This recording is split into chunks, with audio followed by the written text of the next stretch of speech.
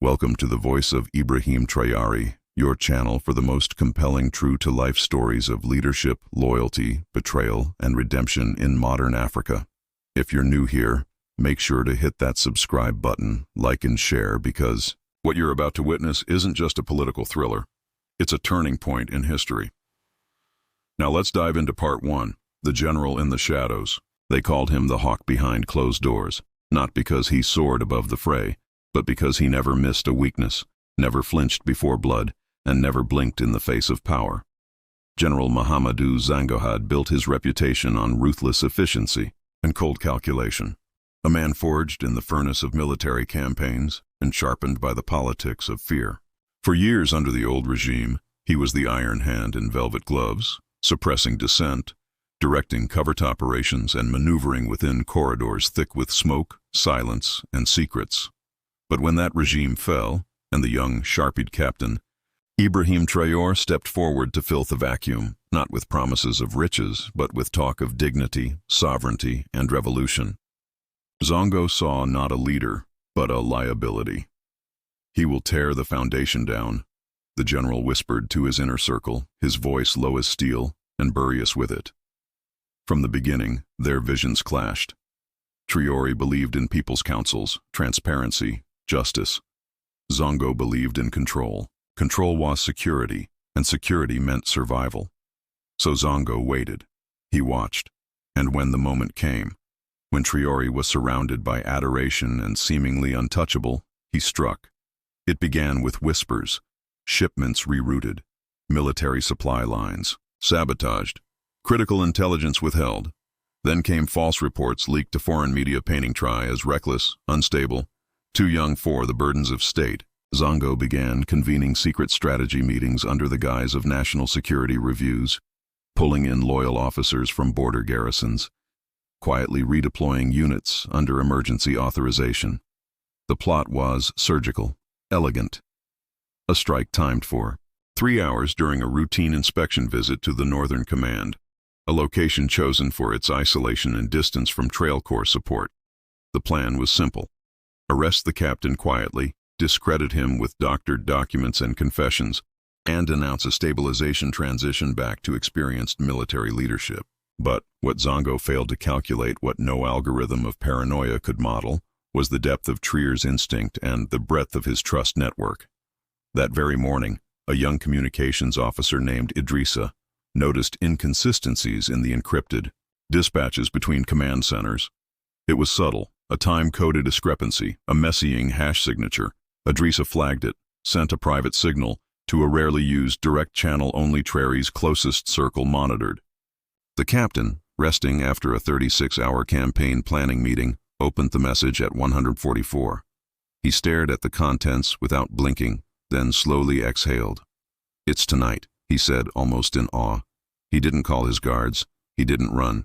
He stood, picked up his field jacket, and stepped into the silence of the desert night. What happened next would later be pieced together from conflicting accounts and half-whispered recollections. Some said he walked straight into Zango's encampment and confronted him. Others claimed he spent the hour before the coup speaking with each unit commander personally, face-to-face, reminding them of what they had fought for.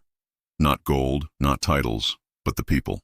What is known is that at 3:00, when Zango gave the order to initiate Operation Dawn Reclaim, 2/3 of his strike teams didn't respond. The rest turned on each other in confusion, their ranks broken by doubt and loyalty's quiet resistance. Traoré stepped into the command tent at 3:17, not in handcuffs, but with the full authority of a leader whose roots ran deep into the soil of his country. Zango stood there surrounded, his hands trembling ever so slightly, his expression unreadable. Traoré said nothing at first. He simply looked at him, eyes not of a conqueror, but of a man who had seen enough death to know the cost of revenge. "You could have killed me," he finally said, "but it would have killed the country too." Zango looked down. "It thought you'd bury us all," he murmured. "I thought you'd burn everything we built." Traoré shook his head. "Only what was built on lies. I need warriors, not ghosts, and I need you to choose what you are." That night, no execution order was signed, no public disgrace announced. Traoré simply returned to the capital as if nothing had happened. Zongo vanished from public view. Rumor spread, exile, imprisonment, even death. But within 6 months, the general reappeared, this time at the edge of Avalage Military Academy, instructing new cadets in tactical ethics, logistics, and surprisingly, loyalty. When asked why he hadn't disappeared like other failed conspirators, Traoré simply replied, "Some blades, when tempered, become sharper than ever." And this began one of the most unexpected chapters in Burkina Faso's military leadership. The hawk did not fly alone anymore. He had learned to circle not in opposition, but in guidance, under the command of a man he once tried to dethrone. There were whispers in the barracks, the kind of whispers that made younger soldiers keep one hand close to their rifles, even in prayer.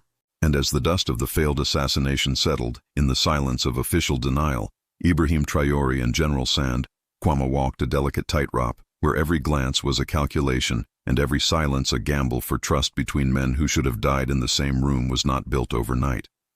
And yet something in the fire of survival had carved a path forward, one not paved with forgiveness, but necessity.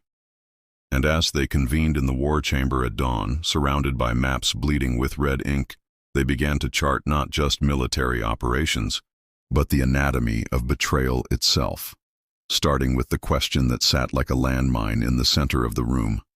Who else knew? Who else stood with Santa before the tide turned? And Santa, stoic, brutal, precise, laid out the blueprint of conspiracy, like a man dissecting his own wound. Names, code phrases, meeting spots disguised as rural development outposts, bank trails leading to anonymous accounts in Dar and Dubai, and a list of officers, both still serving and supposedly retired, who had either promised loyalty to the foreign, back remnants of the old elite, or simply couldn't bear a country led by a man who refused to wear gold braid and sat under the sun with foot soldiers during inspection drills. And for every name spoken, Ibrahim did not flinch or raise his voice, but instead took notes with the coldness of a historian cataloging the last days of a dynasty, because he knew the next move couldn't be public. No executions, no midnight disappearances, not yet. For this was a chess game played in shadow, and to dismantle the network, he had to outthink it, not outgun it. And so began Operation Ash, named after the West African concept of spiritual power born from intention. And it started not with purges, but with promotion. Young officers of proven loyalty and deep village ties were quietly elevated to key command posts, often bypassing the usual ladders of corruption, while old war horses found themselves reassigned to ceremonial roles or remote inspections that removed them from their invisible battalions of co-conspirators. And through it all, Ibrahim leaned on Sand, not with affection, but with strategic clarity, testing him at every turn, sending him into strongholds of the old regime to give speeches about unity, loyalty, and the new doctrine of a people's army. And Sand, for reasons even he couldn't articulate fully, complied with growing conviction. Perhaps because somewhere in the tangled ruins of his military pride, he had come to see Ibrahim not as a naive idealist, but as the most dangerous kind of revolutionary, a patient one. And yet, while they reshaped the command structure from within, a new threat brewed outside the gates. Not from generals or foreign embassies this time, but from a terrified elite whose fortunes were built on the extraction of gold and silence, and now found their contracts under review and their private security men outnumbered by villagers with radio networks and machete-wielding resolve. For the people had begun to rise not in chaos, but in coordination with local councils sending resolutions directly to the capital demanding justice, accountability, and the end of what they called invisible colonialism. And in the shadow of this popular awakening, foreign intelligence began to take notice, with reports surfacing in intercepted communiques of French advisors reactivating dormant assets, of encrypted messages from desert border zones where former warlords were promised new funding if they could disrupt key railways and supply routes. And Ibrahim, knowing the next attempt on his life would not come from within the palace, but from the fractured arteries of the country itself, turned to Sanda once more, not as a saved traitor, but as a man who had once mastered the black market of military chaos, and told him, "If you truly want redemption, find me their funding lines and burn them." And Sand, now a man with no allegiance left but to the battlefield of rebirth, assembled a clandestine unit of former adversaries, snipers, signal jammers, ex-intelligence ghosts, men with stains in their past but precision in their bones. And over the course of 6 weeks, they unraveled the financial web, propping up the sabotage, seizing crypto wallets, freezing shadow accounts, and intercepting drones before they could reach rebel hands. While in the capital, Ibrahim continued his public silence, making no statement about the failed coup, appearing only to inaugurate a new public hospital built not by contractors, but by the military's own engineering corps, one of his reforms. And the people, who had begun to sense the magnitude of what had nearly happened, responded not with panic but with deeper resolve. For they saw in their leader a man who did not broadcast victory, but quietly rebuilt after storms, and in Santa, whom many still watch with weary eyes, a symbol of something even more rare than loyalty, transformation, and yet both men knew it was far from over. For power in Burkina Faso had never simply been about titles, but about the battle for the soul of its institutions. And in the quiet before the next storm, they prepared, not with parades or speeches, but with blueprints, silence, and the knowledge that history remembers not only Wowans, but how they win. The sun rose blood orange over Ouagadougou, painting Thesky with streaks of fire, as though warning that peace was still a borrowed luxury. And inside the presidential war room, Ibrahim Traoré stood in front of agent map, marked with dozens of red flags representing more than just threats. They were old alliances, turned liabilities, foreign-controlled logistics centers masquerading as aid stations and disinformation hubs, pushing the narrative that Burkina Faso was slipping into authoritarian chaos, all while claiming to protect democracy. And, as Ibrahim traced his finger across a route, snaking through the sill into the eastern corridor, he paused at a dot circled twice in black ink. Compiègne, a forgotten town near the Togo border, where arms shipments intercepted weeks earlier were being funneled to mercenary militias, funded by shell corporations with ties to French and Belgian energy firms. And as he turned to face Santa, the former assassin now turned shadow tactician, the air between them carried no trace of past betrayal, but the cold understanding of men who knew survival was no longer personal. It was national. And Sandam, who had once plotted this man's death, now briefed him with the efficiency of a field commander, satellite routes, civilian density charts, in the presence of a rogue militia known as Le de Désert, the eyes of the Deserta unit. So brutal and elusive they were believed to answer not to a general but to an algorithm run out of an intelligence cell in Marseille. And when Ibrahim said, "We can't strike them like a conventional army, they want us to come in heavy and lose hard," it was Sandwooford an alternative, a surgical extraction not of bodies but of narratives. A week-long operation that would insert embedded documentary crews posing as neutral observers into the outskirts of Kina to expose the reality of foreign-backed sabotage, while at the same time launching a humanitarian corridor led not by soldiers but by village elders and civilian engineers, protected quietly from the shadows by Traor's personal guard dressed as aid workers. And as the plan unfolded, it was not just a counterstrike. It was a statement, a weaponization of transparency for when the footage leaked of European-labeled crates of weapons being buried next to food parcels stamped with UN emblems. The outrage spread like wildfire from African Union summits to student protests in Dakar and Nairobi. And while the West scrambled to issue denials and bureaucratic fog, the people of Burkina Faso had already seen enough. And for the first time since Sankara's ghost walked these streets, there was unity, not of slogans, but of shared clarity. Their sovereignty was under siege, not by tanks, but by treaties. Banks in the disguised hands of partnership. And in the weeks that followed, Ibrahim and Sand moved as if tethered by an invisible mission. One laying the foundation, the other sweeping the cracks clean. Each knowing that the next test would be bigger, more brutal. Because power that has long enjoyed silence never concedes to dignity without drawing blood. And it came, unsurprisingly, through money. For as funds were frozen and old elites cut off from their offshore accounts contracts, a financial contagion spread, contracts were voided, credit system sabotage, and inflation was sparked in a calculated wave to provoke domestic unrest. And as markets trembled and the media whispered about instability, Ibrahim called for an open-air town hall on the palace lawn. No bulletproof glass, no military fanfare, just him and the people fielding questions from angry vendors, terrified farmers, and young revolutionaries who asked not for comfort, but truth. And when he answered, not with economic jargon, but with the raw honesty of a soldier turned leader. Yes, they're punishing us because we said no to being owned. The crowd did not erupt. They stood in a collective stillness more powerful than applause. And that night, when an anonymous tip revealed a bounty placed on Ibrahim by a foreign defense contractor masquerading as a logistics consultancy, it was Santa who volunteered to go undercover, donning civilian robes and boarding a midnight bus to a border town where an ex-mercenary contact awaited.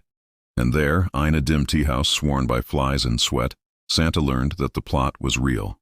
An exfiltration team was scheduled to breach the presidential compound during a scheduled blackout drill, and their target was not just Ibrahim, but the encrypted national archives he had begun to build, evidence of decades of resource theft manipulated, loan agreements and payoffs that made liberation look like madness.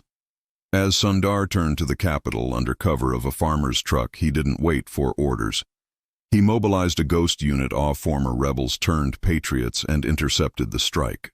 Team 14 minutes before they reached the compound wall. Assailant gunfight waged in the blacked-out alleys of the presidential quarter, while Ibrahim met with university students under a flickering bulb answering questions about currency independence and what a Burkina Faso without colonial debt might look like. And when dawn came and the sun revealed bodies lying beneath sheets, the official report cited an unidentified incursion. But the eyes of those closest to Ibrahim knew, and in those eyes had earned not forgiveness but place.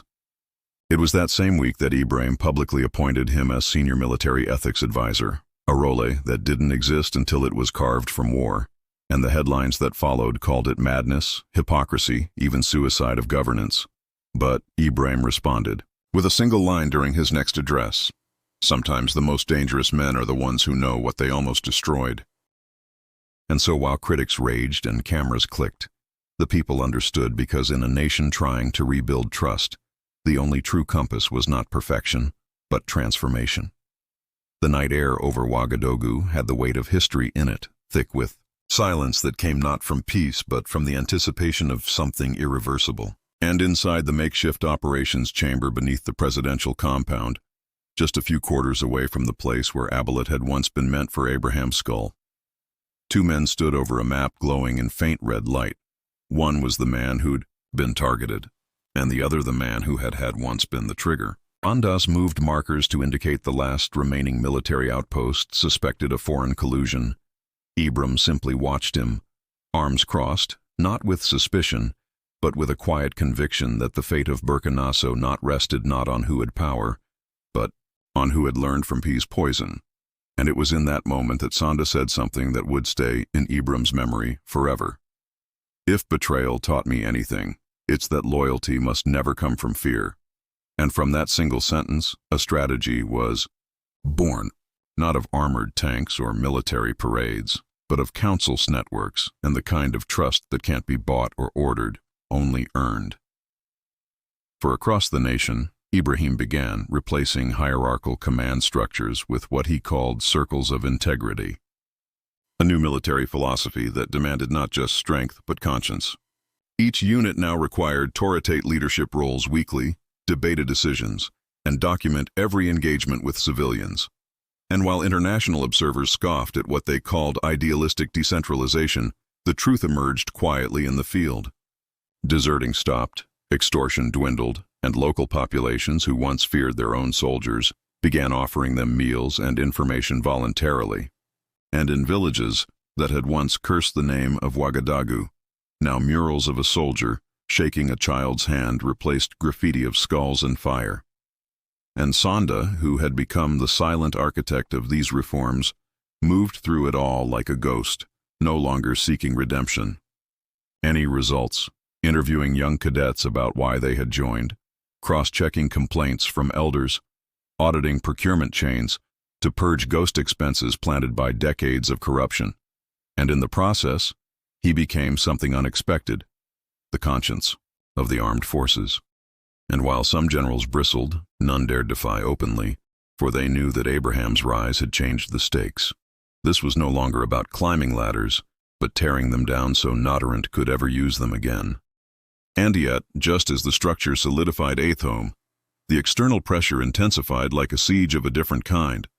For a leaked communique from a European security consortium revealed plans to sanction not just Burkina Faso's government, but its private farming cooperatives, its solar energy startups, even its independent media collectives, effectively declaring war not on our regime, but on an idea.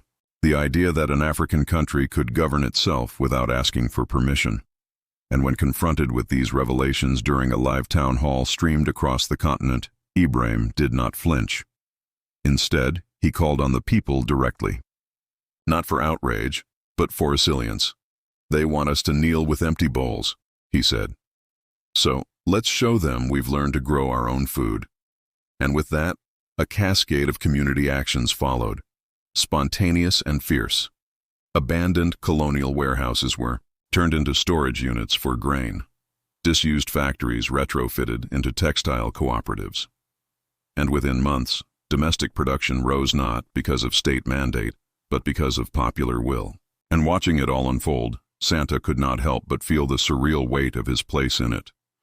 Not as the man who saved the president, not even as the man who once tried to kill him, but as proof that even the most fractured pieces can be reassembled when a nation believes not in a man, but in a mission. And it was during one of those inspection tours that the final test came, not in the form of bullets or bombs, but in whispers. One of Ibrahim's longest-serving ministers, a man who had stood beside him since the first days of the Transitional Council, was found funneling information to a private intelligence firm based in Luxembourg, and the discovery threatened to detonate trust in the very heart of Shawar's inner circle. For if betrayal could still live within those closest to him, what then was all this sacrifice for? And it was Sand, not Ibrahim, who requested the chance to confront the traitor. And in a dim, windowless room, he asked a single question. When did you stop believing? And the man, eyes shallow, said nothing, only lowered his head. And later that night, when Ibrahim asked Santa what he saw in him, Sand replied, "Not a villain, just a man who couldn't imagine a future where we win." And from that day forward, Ibrahim issued a new doctrine, one not written in law, but passed in whispers through the ranks. If we are to survive, we must build not just plans, but imagination. For in the war for sovereignty, bullets were temporary, but belief was generational. And so it was that in the twilight of that week, as Ibrahim stood once more beneath the same baobab, where years ago he had sworn to serve or die trying, beside him now stood the man who'd once nearly ended it all, and the two did not speak. They simply watched as a group of barefoot children practiced drills with wooden rifles scarved by their own hands, laughing, pretending to guard the land they one day would inherit not from rulers but from dreamers who dared rewrite the rules. And so the story that began with a blade hidden in the dark ended beneath the sun, not with revenge, but redemption. In a nation where power once meant fear and obedience, it now meant trust and participation. Ibrahim Traoré, Theman who could have ruled, with iron and fury after surviving betrayal, instead chose a different legacy. One of humility, of unity, of teaching even his enemies how to believe again. The general who tried to take his life became his shield. The people who once whispered doubts now sang his name, no doubt of obligation, but admiration. Burkina Faso did not change because one man survived a bullet. It changed because that man refused to become what the bullet was meant to create, another tyrant. It is a story of vigilance, yes, but more than that, it is a story of vision. In a continent too often spoken for, here stood a leader who listened, and in a world that too often chose control, here was one who chose conviction. Thank you for watching this incredible story on the Voice of Ibrahim Traoré. If you believe in a stronger, freer Africa, one led by vision, not violence, please subscribe to the channel, like the video, and share this story. Together, we rise. If you've followed the story and believe in a future where African nations speak with own voice, stand on their own feet, and reclaim their own narrative. We invite you to stay with us. Subscribe to our channel, The Voice of Ibrahim Traoré, and be part of a growing movement that believes in truth, dignity, and sovereignty. This is not the end of history. It is only the beginning.